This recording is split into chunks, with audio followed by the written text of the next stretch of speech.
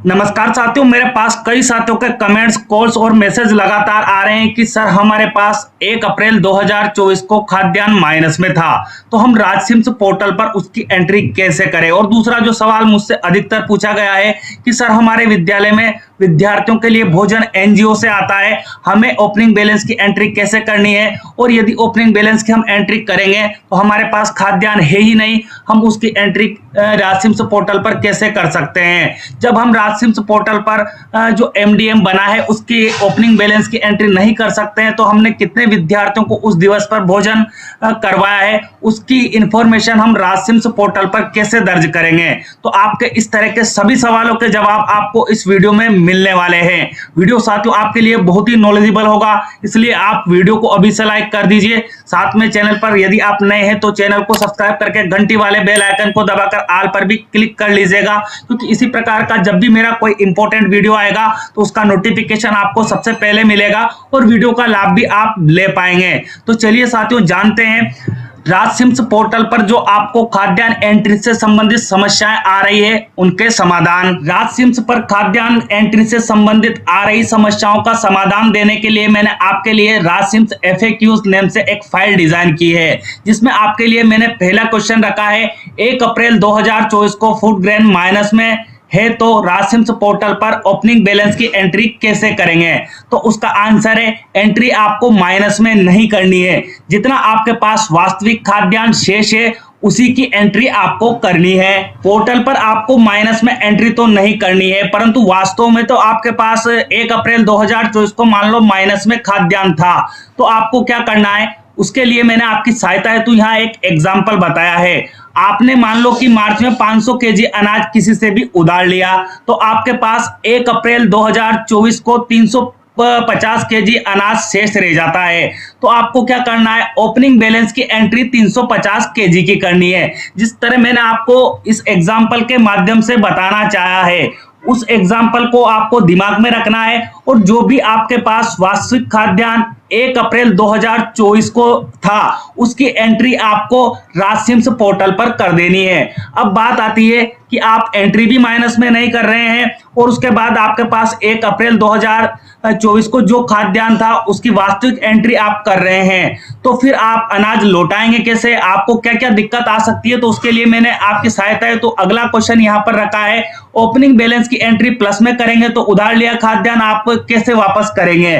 तो उसका आंसर है आपको जब खाद्यान्न की डायरेक्ट सप्लाई होगी तो आपको खाद्यान्न वापस लौटाना है। आपके पास खाद्यान्न की डायरेक्ट सप्लाई विभाग द्वारा की जाती है, तो जब भी आपके पास खाद्यान्न वापस आएगा तो आपको वापस लौटाना होगा। वापस आपको कैसे लौटाना है, डायरेक्ट सप्लाई से मान लो कि आपको 900 केजी खाद्यान्न प्राप्त हुआ, आपने 1 मार्च को या मार्च महीने में उधार कितना लिया था, 500 केजी का आपने उधार ले लिया था।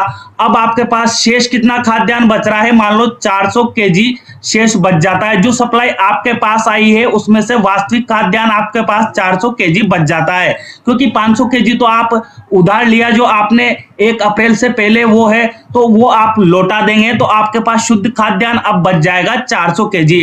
अब आपको राजसिम्स पोर्टल पर डायरेक्ट सप्लाई प्राप्ति 400 केजी की ही दर्शानी है। तो आशा करता हूं साथियों कि आपको दोनों सवालों के जवाब आपके मिल चुके होंगे कि यदि आपका खाद्यान्न आपके पास 1 अप्रैल 2024 को माइनस में था तो उसकी एंट्री आपको कैसे करनी है, और जब डायरेक्ट सप्लाई से आपको खाद्यान्न प्राप्त होगा तो जो आपने ऑफलाइन खाद्यान्न उधार लिया था उसको आपको कैसे चुकाना है, क्योंकि जो आपको डायरेक्ट सप्लाई हुई है वो 900 केजी की हुई है। मैं एग्जांपल आपके लिए यहाँ पर सेट कर रहा हूँ कि मान लो आपको 900 केजी की सप्लाई हुई थी, आपने पोर्टल पर कितना बताया है कि 400 केजी ही आपको प्राप्त हुआ, 500 केजी आपका जो उधार था वो आपने काट दिया है।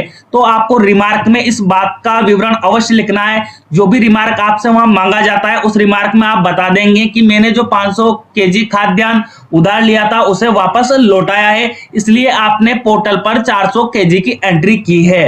अब आपको पोर्टल पर कार्य कैसे करना है वह प्रक्रिया भी मैं आपको बता देता हूं। बस साथियों, आपको वीडियो को बिना स्किप किए पूरा अवश्य देखना है। यदि आपने इस वीडियो को बिना स्किप किए पूरा देख लिया तो मैं आपको विश्वास दिलाता हूं कि आपको राजसिम्स पोर्टल पर कार्य करने में किसी प्रकार की दिक्कत नहीं आएगी। तो यदि आपके पास 1 अप्रैल 2024 को खाद्यान्न है वो माइनस में है तो आप कैसे एंट्री करेंगे, उसके लिए आपको एसएसओ के माध्यम से लॉगिन कर लेना है। जब आप एसएसओ के माध्यम से लॉगिन होंगे तो आपको यहाँ एक ऐप मिल जाएगी राजसिम्स नेम से, तो आप यहाँ पर क्लिक कर लीजिएगा। अब आपके सामने राजसिम्स पोर्टल का इस तरह का पेज ओपन होकर आ जाएगा। साथियों, आपको यहाँ ध्यान रखना है कि यदि आपके सामने इस तरह का पेज नहीं आता है तो ऐसी कंडीशन में आपको आपके सीबीओ कार्यालय से संपर्क करना है और उनसे जानना है कि कौन सी आईडी उनके द्वारा एसएसओ की जो है वो राजसिम्स पोर्टल पर मैपिंग की गई है, उस आईडी की जानकारी आपको लेनी है और उसी आईडी से आपको लॉगिन करना है। तब आपके सामने इस तरह का पेज आएगा। अब हमें 1 अप्रैल 2024 की ओपनिंग बैलेंस की एंट्री करनी है तो उसके लिए यहाँ एक सेटिंग का आइकन आपको देखने को मिलेगा, तो आप यहाँ पर क्लिक कर लीजिएगा। जैसे ही आप सेटिंग के आइकन पर क्लिक करेंगे आपको यहाँ 2 ऑप्शन देखने को मिलेंगे। पहले नंबर पर आपको मिल जाएगा IM और दूसरे नंबर पर आपको ऑप्शन मिलेगा SCMS या यूं कहे सप्लाई चेन मैनेजमेंट सिस्टम। तो आपको इन दोनों मॉड्यूल पर जो भी सब मॉड्यूल है उन पर कार्य आपको कैसे करना है उससे जुड़े वीडियो मैं आपको चैनल पर पहले उपलब्ध करवा चुका हूं। यदि आपने मेरे उन वीडियोस को नहीं देखा है और आपको राजसिम्स पोर्टल पर कार्य करने में किसी भी प्रकार की दिक्कत है तो आप एक बार इस वीडियो का डिस्क्रिप्शन बॉक्स अवश्य विजिट कीजिएगा।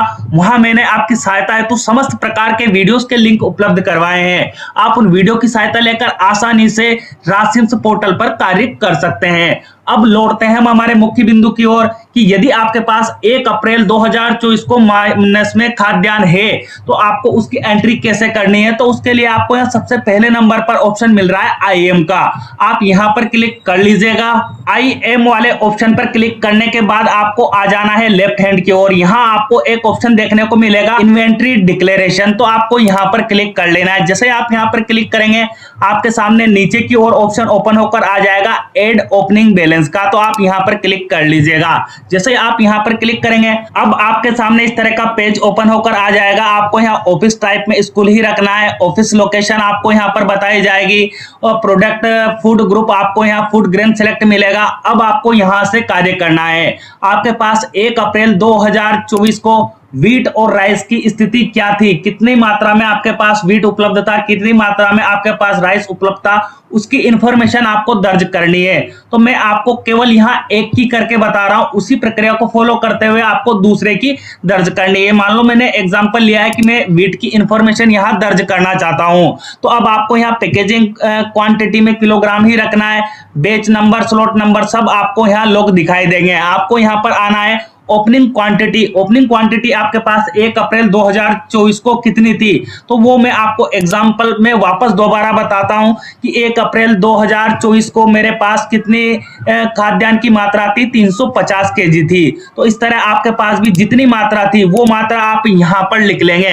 और साथियों आपको यहां ध्यान रखना है कि मैं केवल एक वीट का एग्जांपल ले रहा हूं, आपको राइस और वीट की अलग अलग एंट्री करनी है। तो आपको इस बात का ध्यान रखना है कि आपको वीट की अलग करनी है, राइस की अलग करनी है। तो आपके पास जो भी खाद्यान्न है उसको आप डिवाइड कर लीजिएगा, आपके रजिस्टर में देख लीजिएगा कि वीट आपके पास कितना था और राइस आपके पास कितना था, वो आप यहां पर एंटर करेंगे। जैसे मैंने यहां 350 एंटर कर लिया है। उसके बाद आगे आपको यहां पर आना है, यहां एक सेव का ऑप्शन आपको देखने को मिलेगा, तो आप सेव पर क्लिक कर लीजिएगा। अब आपके सामने इस तरह का मैसेज डिस्प्ले किया जाएगा, are you sure that you want to add this record.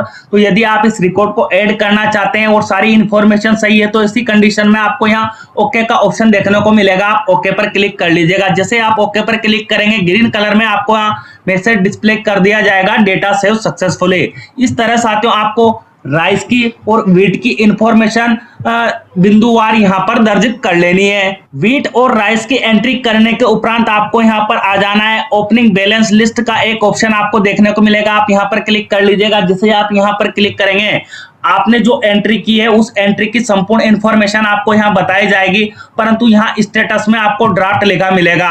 अब ड्राफ्ट लिखा आपको मिल रहा है और मुझे यहाँ अप्रूव लिखा मिल रहा है। आपको अप्रूव कब लिखा मिलेगा इसकी प्रक्रिया आपको समझनी है तो आप इस वीडियो का डिस्क्रिप्शन बॉक्स विजिट कर लीजिएगा, वहां आपकी सहायता है, तो मैंने वीडियोस के लिंक उपलब्ध करवाए हैं, आप उन वीडियो की सहायता लेकर आसानी से यहाँ अप्रूव ला सकते हैं। मैं साथियों यहाँ प्रक्रिया आपको इसलिए नहीं बता रहा हूँ कि वीडियो ज्यादा लंबा हो जाएगा।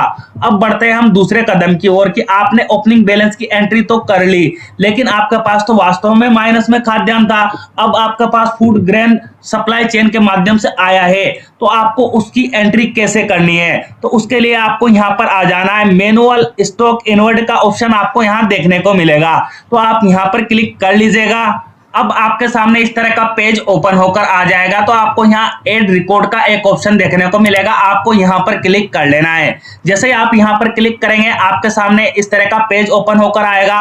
तो यहाँ सबसे पहले आपको इन्वर्ट टाइप सेलेक्ट करने के लिए कहा जाएगा। तो जैसे ही आप यहाँ पर क्लिक करेंगे आपको यहाँ 3 ऑप्शन देखने को मिलेंगे, डोनेशन, डायरेक्ट सप्लाई, रिसीव और राशन की दुकान। तो आपके पास यदि डायरेक्ट सप्लाई आपको रिसीव हुई है तो आपको ये वाला ऑप्शन सेलेक्ट कर लेना है। उसके बाद स्कूल का नेम आपको ऑटोमेटिकली यहाँ डिस्प्ले किया जाएगा और स्टॉक रिसीविंग नंबर आपको यहाँ पर नहीं दर्ज करने हैं। आपको खाद्यान्न कब रिसीव हुआ है वो डेट आपको यहाँ पर सेलेक्ट करनी होगी। तो मैं मान लो एग्जांपल आपको बता देता हूँ कि मेरे पास 21 तारीख को ही खाद्यान्न आया है। अब सप्लाई चालान नंबर आपको यहाँ पर एंटर करने के लिए कहा जाएगा। तो इससे संबंधित भी मेरे पास बहुत से साथियों के कमेंट्स, कॉल और मैसेज आए हैं कि सर हमें जो रसीद दी जा रही है उस पर सप्लाई चालान नंबर नहीं है, तो हम क्या दर्ज करें? तो मैं आपको यहाँ बताना चाहूंगा कि आपको क्या करना है। जो रसीद क्रमांक की रसीद आपको दी गई है उस रसीद के रसीद क्रमांक आपको यहाँ पर एंटर कर लेने हैं। उसके बाद सप्लाई चालान डेट भी आप जो यहाँ पर डेट एंटर करेंगे वही डेट आपको यहाँ पर भी एंटर कर लेनी है। अब आना है आपको यहाँ रिमार्क की ओर। तो रिमार्क आपको एंटर करना होगा। तो आपके पास 1 अप्रैल 2024 की स्थिति में माइनस में खाद्यान्न था, आपने किसी दूसरे से उधार लिया था, वो मैंने आपको फाइल में क्लियर किया है। फाइल एक बार आपको और ओपन करके मैं बताता हूँ कि सबसे पहले आपको रिमार्क एंटर करना है। तो रिमार्क में मान लो कि मैंने यहाँ एक एग्जाम्पल लिया है कि 500 kg उधार हमें चुकाना है, तो आपको रिमार्क में लिख देना है कि 500 kg उधार हमने चुकाया है, ये आप रिमार्क में दर्ज कर देंगे। उसके बाद आप आएंगे नीचे की ओर, तो यहाँ आपको प्रोडक्ट का नेम सेलेक्ट करने के लिए कहा जाएगा, तो आप यहाँ से प्रोडक्ट का नेम सेलेक्ट कर लीजिएगा। उसके बाद पैकेजिंग की इंफॉर्मेशन आपको सेलेक्ट करने के लिए कही जाएगी, तो पैकेजिंग की इंफॉर्मेशन आप यहाँ से सेलेक्ट कर लीजिएगा। उसके बाद आपको यहाँ क्वांटिटी दर्ज करने के लिए कहा जाएगा, कितनी मात्रा में आपके पास खाद्यान्न आया है। तो साथियों मैं आपको फिर एग्जांपल क्लियर कर दूं, मान लो आपके पास 900 kg खाद्यान्न सप्लाई के माध्यम से आया था, तो आपको 500 kg तो दूसरे के उधार देने थे, वो आपने चुका दिए। अब आपके पास शुद्ध शेष खाद्यान्न कितना बच जाता है? 400 kg बच जाता है। तो आपको यहाँ पर 400 एंटर कर लेने हैं। उसके बाद आपको यहाँ सेव का ऑप्शन देखने को मिलेगा, तो आप सेव पर क्लिक कर लीजिएगा। जैसे ही आप सेव पर क्लिक करेंगे आपके सामने इस तरह की इंफॉर्मेशन ओपन होकर आ जाएगी। अब जो आपने एंट्री की है वो आपको यहाँ पर बताई जाएगी, परंतु ये जो एंट्री है कौन से मोड में है? ड्राफ्ट मोड में है। तो आपको यहाँ पेन जैसा टूल जो दिखाई देगा एडिट के लिए दिया हुआ है, आप यहाँ पर क्लिक कर लीजिएगा। जैसे आप यहाँ पर क्लिक करेंगे आपके सामने वही इंफॉर्मेशन दोबारा ओपन होकर आ जाएगी। तो आपको क्या करना है, यहाँ अप्रूव का ऑप्शन देखने को मिलेगा, तो आप अप्रूव पर क्लिक कर लीजिएगा। फिर से आपसे पूछा जाएगा कि आप रिमार्क एंटर करिए, तो रिमार्क में आपको फिर से वही चीज एंटर कर देनी है कि भाई 500 kg मैंने उधार लिया था, वो उधार मैंने चुका दिया है, ये आपको रिमार्क में एंटर कर लेना है और ओके पर क्लिक कर लेना है। अब आते हैं हम अगले प्रश्न की ओर। इस तरह साथियों आपको पहले नंबर का क्वेश्चन का जवाब भी मिल चुका है कि यदि आपके पास 1 अप्रैल 2024 को माइनस में खाद्यान्न है तो आपको पोर्टल पर एंट्री कैसे करनी है, पोर्टल पर एंट्री करते समय आपको किन किन बातों का ध्यान रखना है, रिमार्क में आपको क्या एंटर करना है, ये सब चीजें मैं क्लियर कर चुका हूं। अब तीसरे नंबर का प्रश्न जो मेरे से पूछा गया था, एमडीएम विद्यालय को एनजीओ से प्राप्त होता है, ओपनिंग बैलेंस की एंट्री कैसे करें? तो उसका आंसर है अभी आपको ओपनिंग बैलेंस की एंट्री नहीं करनी है, क्योंकि आपको जो विद्यार्थियों के लिए भोजन प्राप्त हो रहा है वो एनजीओ से प्राप्त हो रहा है। तो आपके पास ऐसी कंडीशन में फूड ग्रेन है ही नहीं, तो आपको ओपनिंग बैलेंस की एंट्री अभी नहीं करनी है। दूसरे क्वेश्चन की ओर अब बढ़े, तो एमडीएम एनजीओ से प्राप्त होता है, तो क्या राजसिम्स पोर्टल पर लाभान्वित विद्यार्थियों की सूचना ऑनलाइन करनी होगी?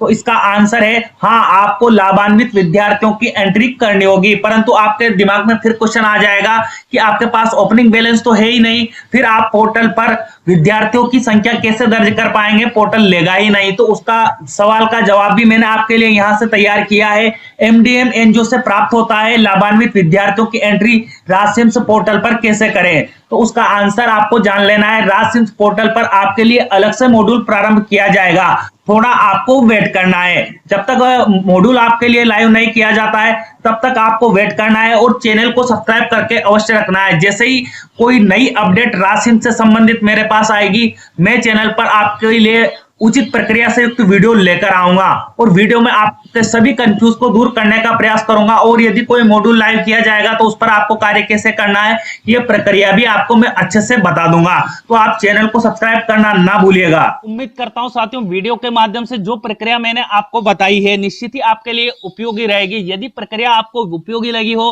तो वीडियो को लाइक अवश्य कीजिएगा, साथ में इस वीडियो को हमारे सभी साथियों तक पहुंचाइएगा, ताकि जिस प्रकार आपका कार्य सरल हुआ है उसी प्रकार हमारे अन्य साथियों का कार्य भी सरल हो जाए। और आपको मुझसे किसी भी प्रकार का सवाल पूछना है, तकनीकी सहायता चाहिए या वीडियो संबंधी सुझाव आप देना चाहते हैं तो कमेंट बॉक्स में कमेंट अवश्य कीजिएगा। मिलते हैं साथियों इसी तरह के इंपॉर्टेंट टॉपिक के साथ, तब तक के लिए जय हिंद जय भारत।